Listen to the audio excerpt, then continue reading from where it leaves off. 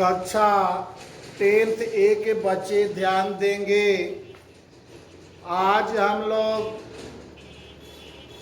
कृतिका जो पुस्तक है उस कृतिका पुस्तक से पाठ 1 माता का आंचल, जिसके लेखक शिवपूजन सहाय जी हैं, उसके बारे में अध्ययन करेंगे। माता का आंचल बच्चों शिवपूजन सहाय जो हैं देहाती दुनिया, ग्रामीण क्षेत्रों में देहाती दुनिया उपन्यास से ये अंश जो है माता का आंचल लिया गया है, जिसमें ग्रामीण क्षेत्र के विभिन्न चरित्रों तथा बच्चों के शैशव काल के अनेक क्रियाकलापों का अत्यंत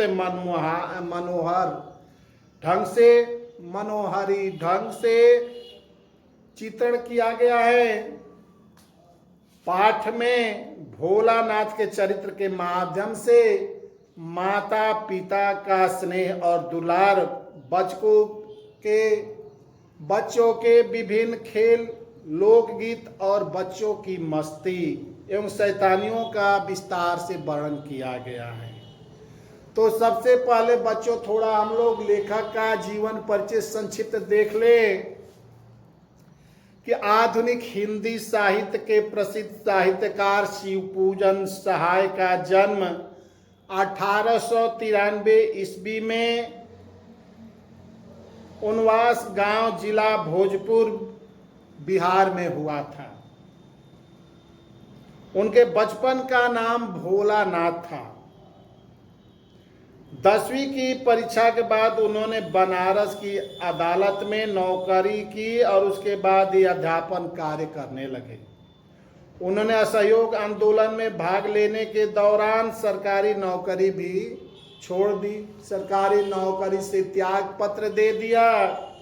शिवपूजन सहाय गद्य के प्रमुख लेखक हैं।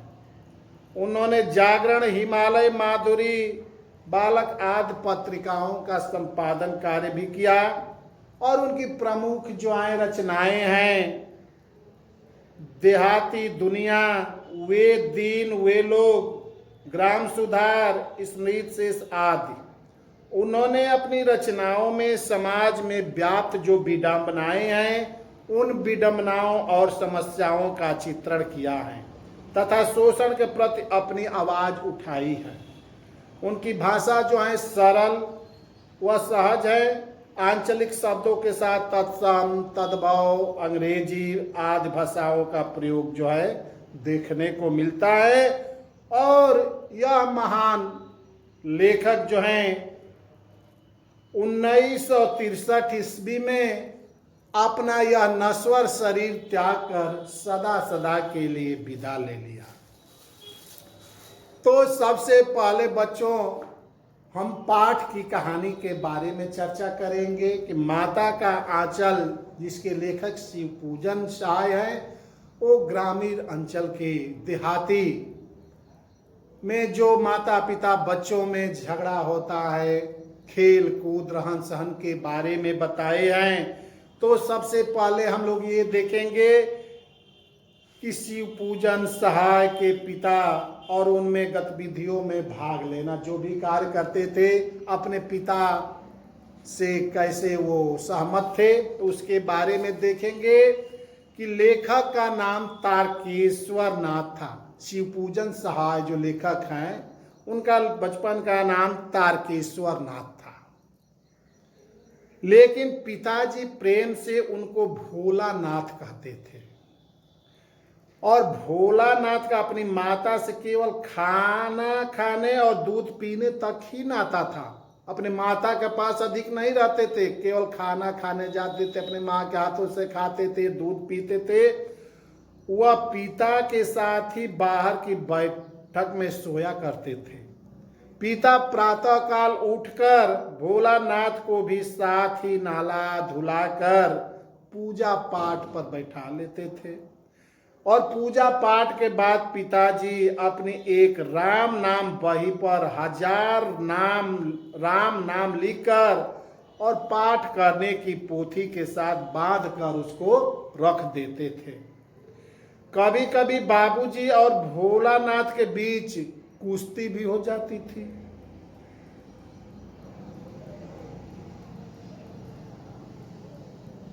पिताजी पीठ के बल लेट जाते और भोलानाथ उसकी छाती पर चढ़कर उनकी लंबी लंबी मूछें उखाड़ने लगता था। तो पिताजी हंसते हंसते उसके हाथों को मूछों से छुड़ाकर उसे चूम लेते थे।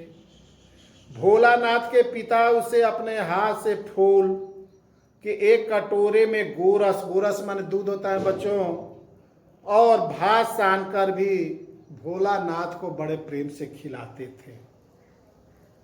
ये तो पिता के साथ उनका संबंध रहा बच्चों। माता के साथ भोलानाथ का बहुत ही कम संबंध रहता था। माता के साथ भी देखे कि क्या संबंध था। जब भोलानाथ का पेट भर जाता तो उसके बाद भी माँ थाली में दही भात सानती और अलग अलग तोता, मैना, हंस, मोर उसको बखरा बांट देती थी और एक एक नाम लेकर और भोलानाथ को खिलाती थी, जिससे भोलानाथ जल्दी से खाना खा ले। भोलानाथ की माँ उसे अचानक पकड़ लेती और एक चुल्लू कड़वा तेल जो है उसके सिर पर लगा देती थी तथा उसे सजा धजा कृष्ण कन्हैया बना देती थी। लेकिन बच्चों कुछ शैतानी का भी काम करते हैं, शरारती काम भी करते हैं, खेल करते हैं, उदंड का व्यवहार करते हैं। तो भोलानाथ के घर पर बच्चे तरह तरह के नाटक जो है खेला करते थे, जिसमें चबूतरे के एक कोने को नाटक घर की तरह प्रयोग किया जाता था। बाबूजी की नहाने की छोटी चौकी को रंग मंच बनाया जाता था। उसी पर मिठाइयों की दुकान, चीलम के खोचे पर कपड़े के थालों से ढेले के लड्डू, पत्तों की पूरी कचौरियाँ, गीली मिट्टी की जलेबियाँ, फूटे घड़े के टुकड़ों के बतासे आदि मिठाइयाँ जो है बच्चे जो देहात में करते सब करते थे। धूल की मेड़ दीवार बनती और तिनकों का छप्पर बना देते थे।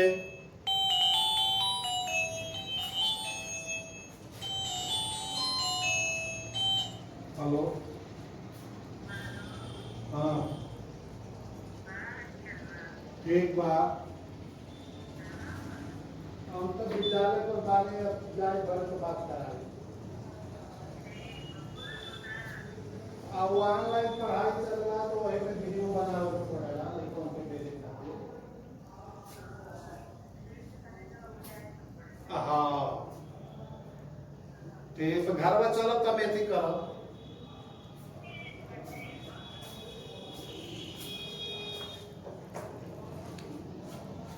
हाँ तो बच्चों तरह तरह के चित्र बनाते थे, खेल के खिलौने बनाते थे, दातुन के खंभे, दियसलाई की पेटियों के किवाड़ भी बनाते थे।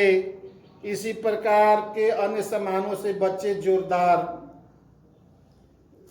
यानी जोनार यानी भोजन भी बनाते थे, दावत बनाते थे। बच्चों के खेल में पिता भी भाग लेते थे। जब पतंग बैठ जाती थी, बच्चे लाइन से बैठ जाते थे, तब बाबूजी धीरे से आकर चिमने यानी जो भोजन बच्चे बनाते थे उस भोजन करने के लिए वो अभी पंक्ति में बैठ जाते थे। उनको बैठते देखते ही बच्चे जो हैं हंसने लगते थे, घरौदा बिगाड़ कर भागने लगते थे। कभी कभी बच्चे बारात का भी जुलूस निकालने लगते थे, उसी में शादी विवाह भी करने लगते थे। बारात के लौट आने पर बाबूजी ज्यों ही दुल्हन का मुख निखरने लगते त्यों ही बच्चे हंस कर वहां से भाग जाते थे। थोड़ी देर बाद फिर लड़कों की मंडली जुट जाती और खेती की जाती। बड़ी मेहनत से खेत जोते बोए और पटाए जाते थे। फसल तैयार होते देर न लगती, जल्दी से फसल भी तैयार हो जाती थी। बच्चे हाथों हाथ फसल काटकर उसे पैरों से रौट डालते और कसोरे का सूप बनाकर ओसाकर मिट्टी के दिए से वो तराजू बनाते थे और तराजू पर तौल कर और जो धनराशि है उसको तैयार कर देते थे। इसी बीच बाबूजी आकर कुछ लेते कि इस साल की खेती कैसी रही। तो भोलानाथ तो बच्चे खेत खलिहान छोड़कर और हंसते हुए भाग जाते थे। उसके बाद जो सभी बच्चे थे वो गुरु मसून तिवारी जी को बहुत चिढ़ाते थे। आम की फसल के समय कभी कभी खूब आंधी आ जाती है बच्चों। आंधी समाप्त हो जाने पर बच्चे बाग की ओर दौड़ पड़ते हैं आम बीनने के लिए और चुन चुन कर घुले आम खाते थे। एक दिन आंधी आने पर आकाश काले बादलों से ढक गया, मेघ गरजने लगे और बिजली कौंधने लगी। बरखा बंद होते ही बाग में बहुत से बिच्छू दिखाई देने लगे। बच्चे डर कर भागने लगे। बच्चों में बैजू बड़ा ढीठ था। बीच में मसूम तिवारी जी मिल गए। बैजू उन्हें देखकर चिढ़ाते हुए बोला, बच्चों बुढ़वा बेईमान मांगे करेला का चोखा। यही जो है बात कहते हुए इधर से उधर चिढ़ाते थे मसूम तिवारी जी को। और शेष बच्चे ने बैजू के सुर में सुर मिलाकर यही चिल्लाना शुरू कर दिया कि बुढ़वा बेईमान मांगे करेला का चोखा। अब तिवारी जी ने पाठशाला जाकर वहां से बैजू और भोलानाथ को पकड़ लाने के लिए 4 लड़कों को भेजा कि जाओ और बैजू को पकड़ कर यहां लाओ विद्यालय में। बैजू तो 9 तो 11 हो गया था, भग गया था और भोलानाथ ही पकड़ में आ गया। जो लेखक था वही पकड़ में आ गया, जिसकी गुरु जी ने खूब खबर ली यानी पिटाई की। बाबूजी ने यह हाल सुना तो भोलानाथ के पिता जो हैं पाठशाला गए, भोलानाथ को गोद में उठाकर पुकारा। वह गुरु जी की खुशामद करके यानी लेखक के पिता भोलानाथ के पिता ने गुरुजी से किसी तरह विनती की, भोलानाथ को उनके चंगुल से छुड़ाए और अपने साथ घर ले आए। रास्ते में भोलानाथ को साथी लड़कों का झुंड मिल गया। उन्हें नाचते और गाते देखकर भोलानाथ अपना रोना धोना भूल गया और बाबूजी की गोद से उतरकर लड़कों की मंडली में मिलकर और उनकी तान सूद अलापने लगा, उनके साथ खेलने लगा। उसके बाद एक दिन सांप से मुलाकात हो जाती है भोलानाथ को बच्चों। तो भोलानाथ और सांप का तमाशा क्या था, तो एक टीले पर जाकर बच्चे चूहों के बिल में पानी डालने लगे। चूहा के बिल खेत में होता है, मेड़ पर होता है, तो छोटे छोटे बच्चे ऐसे करते हैं कि डंडा ले लेते हैं, डंडा लेकर और चूहा को निकालने के लिए पानी उसमें डालते हैं कि चूहा निकलेगा तो उसको हम लोग मारेंगे, पकड़ेंगे। तो डालने लगे, कुछ ही देर में सब थक गए। तब तक बिल में से एक सांप निकल आया, जिसे देखकर रोते चिल्लाते सब बेतहाशा भागे। सब दम डर कर भागने लगे। भोलानाथ की सारी देह लहूलुहान हो गई, पैरों के तलवे कांटों से छलनी हो गए। वह दौड़ा हुआ आया और घर में घुस गया। उस समय बाबूजी बैठक के ओसारे में हुक्का पी रहे थे, हुक्का गुड़गुड़ा रहे थे। उन्होंने भोलानाथ को बहुत पुकारा, लेकिन भोलानाथ जो अपने पिता के साथ ही सारा समय जो है व्यतीत करते थे, वह भोलानाथ अपने पिता के पास नहीं जाते हैं। भोलानाथ उनकी आवाज़ अनसुनी कर दी और माँ के पास जाकर और अपनी माँ के आंचल में छिप गए। तो बच्चों, भोलानाथ को डर से कांपते देखकर माँ जोर से रोने लगी। सब काम छोड़ दी, झटपट हल्दी पीसकर भोलानाथ के घाव पर लगाई। भोलानाथ के मुंह से डर के कारण सांप तक नहीं निकल पा रहा था कि मुझे सांप काटा है। चिंता के मारे माँ का बुरा हाल था। इस बीच बाबूजी ने आकर भोला को माँ के गोद से लेना चाहा, लेकिन भोलानाथ ने माँ के आंचल को नहीं छोड़ा। अंत में माँ कैसी भी होती है, लड़का जो है अंत में अपनी माँ की आंचल में ही छिप जाता है। यही इस पाठ का कहानी है, जो ग्रामीण क्षेत्र पर आधारित आंचलिक कहानी है, जो ग्रामीण परिवेश में बच्चे कैसे रहते हैं, कैसे खेलते हैं, कूदते हैं, तरह तरह के खेल खेलते हैं। भोलानाथ बच्चे माता के पास कुछ क्षण के लिए ही रहते थे, शेष समय जो है अपने पिता के साथ बिताते थे, सब कुछ करते थे, बच्चों के साथ खेलते थे, उनके खेल में पिता भी भागीदारी लेते थे।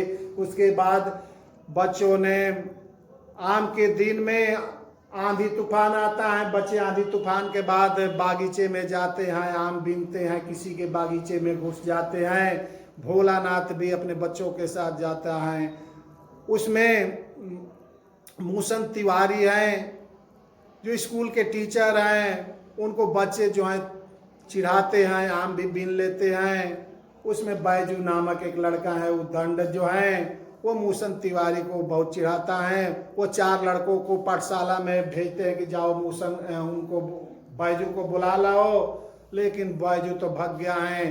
अंत में भोलानाथ ही पकड़ में आया है।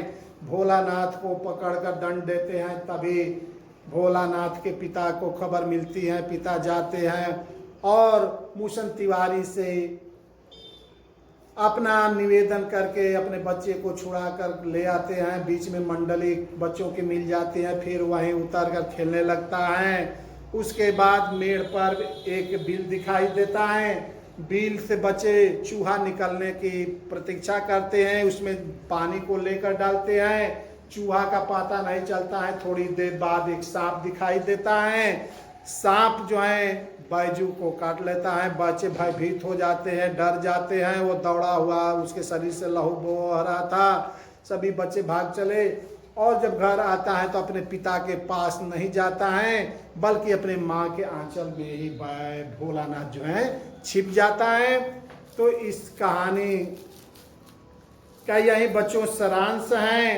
अब अगले दिन इस पाठ का हम लोग प्रश्न उत्तर देखेंगे बच्चों, कि माता का आंचल पाठ पर जो हम लोगों की पाठ्य पुस्तक में या मूल्यप्रद प्रश्न पूछा है उसको हम लोग देखेंगे।